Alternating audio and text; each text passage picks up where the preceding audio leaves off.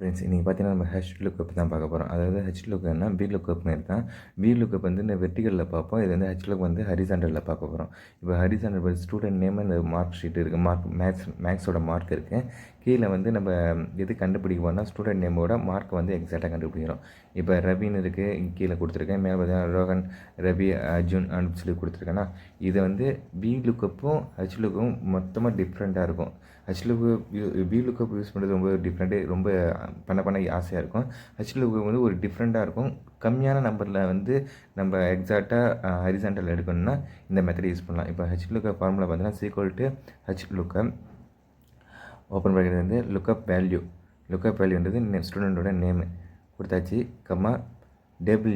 Table area வந்து பார்த்திங்கன்னா student name அந்த மேலே இருக்கிற 2 காலமும் மார்க் பண்ணுறோம். Row index number.